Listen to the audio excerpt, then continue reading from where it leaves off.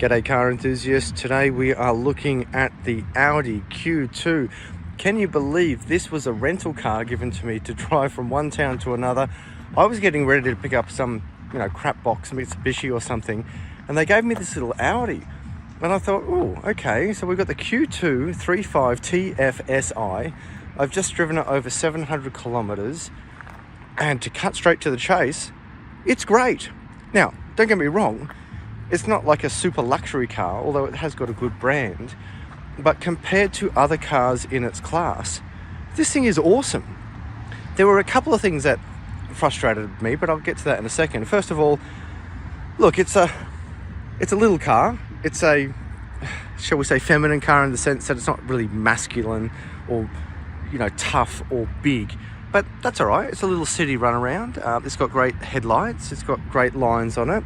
A few little plasticky bits that are just for show, but it does have nice wheels, good brakes, a little bit of steering torque when you flog it.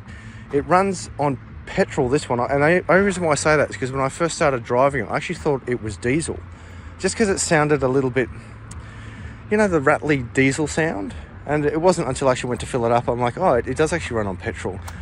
It was very good on juice, very smooth, and it had the pedigree of what you'd expect from a European car. So a while ago, I actually drove a 2 Series BMW, and it was horrid. It was probably the worst car I'd ever driven in my life. And so when I got into this, I thought, this is going to be another example of taking a European vehicle and making it crap. But no, Audi has nailed it. And I'm not a huge fan of Audi, so the sheer fact that I'm speaking so highly of it, I think amplifies the point a little bit more. So sure, plasticky finishes and no lining in the door bins, but hey, for what you're paying for, it's great value. It essentially drives brilliantly, looks average on the inside. I'll just start her up for you. And as you can see, nothing over the top here, but the steering wheel, one small complaint was I thought it felt a little bit thin. If they just made it a bit thicker, it would feel a lot better. You can see there's a lot of blank spots here for the upper models. I'm guessing you'd have heated seats and other features there, but look, remember, this is a rental car. I can't believe they gave me this as a rental car. So to drive this, as I was saying, it's got the pedigree of a true European car. It doesn't have the pedigree of a crap little, dare I say, Japanese or Chinese car. Now, generally Japanese cars are pretty good, but if you've seen my recent review on the Mitsubishi ASX, that thing was absolutely horrible. But this drove really well. As you can see, it's got the olden day gear stick. This has only got 10,000 kilometers on it. I actually, what was interesting was when I was driving it, I'm like, where's the volume control over here? That is, there is one, of course, on the steering wheel. And there are some good controls here that you just have to get used to. If you're an Audi driver, you get used to it straight away. The cruise control is down here. I do actually like cruise control sticks, if you will. Like some cars have it here, others have it down here.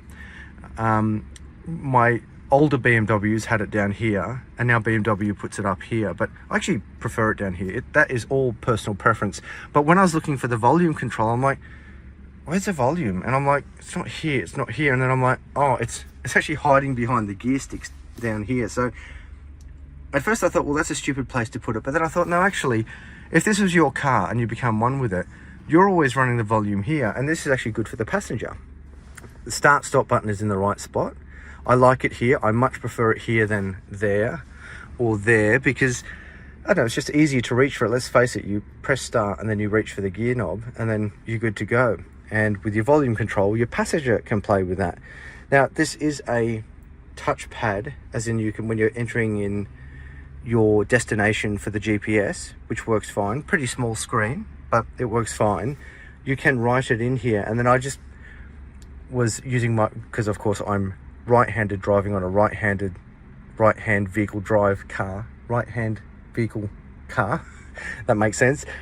But when I'm trying to write with my left hand, it doesn't work. So Americans, you probably don't have to deal with this because the majority of you are right-handed, of course, but you're left-handed vehicle drive.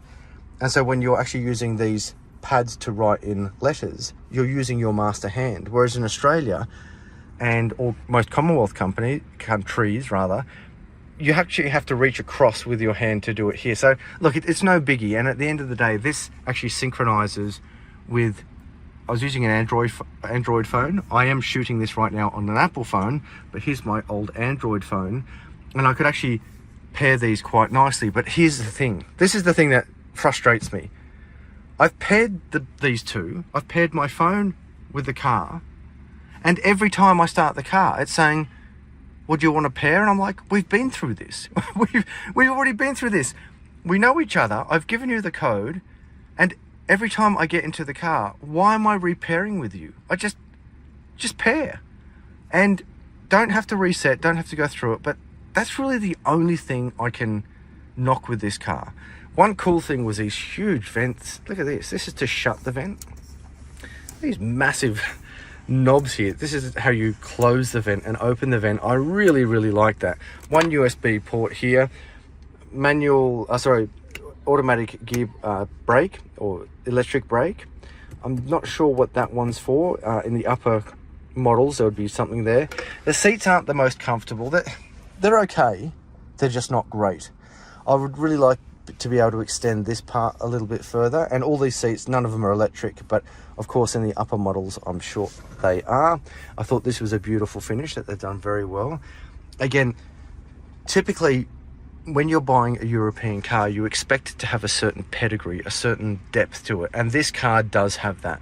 Whereas with the BMW, they've gone the other way. They lost their pedigree when they made the cheap cars. If you want to drive a horrible car, drive a baseline BMW 2 Series. Arguably, in my opinion, one of the worst and most dangerous cars in the world. Absolutely horrific.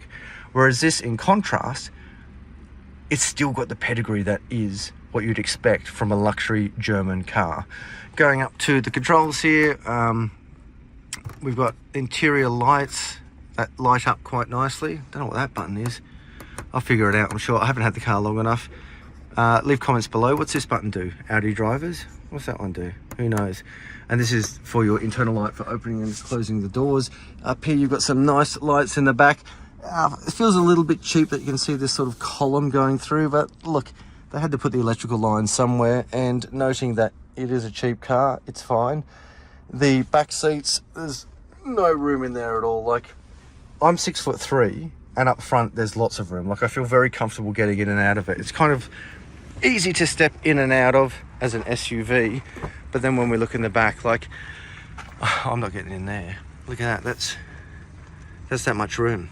Now, admittedly, I've got my seat all the way back, but still, that's that's horrible. Nonetheless, it's enough if you've got kids, and if it's just your little downtown run around, it's fine. Going into the boot, keyless entry, keyless start stop, and automatic start stop. So I thought that was all pretty standard and good for modern cars. I like this quality light here, but I don't know why they didn't put it on the other side. I mean, look, really, how much more could that cost? What's a light? What's an LED light worth?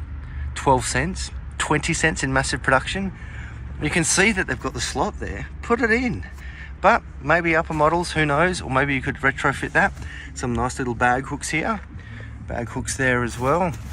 Tie down points. As you can see, I've got a full-size suitcase in there and another bag on top.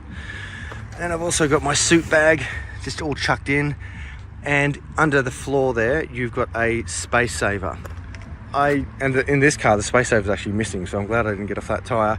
I'm guessing in the upper models, I would have a automatic shut or close, but this one doesn't.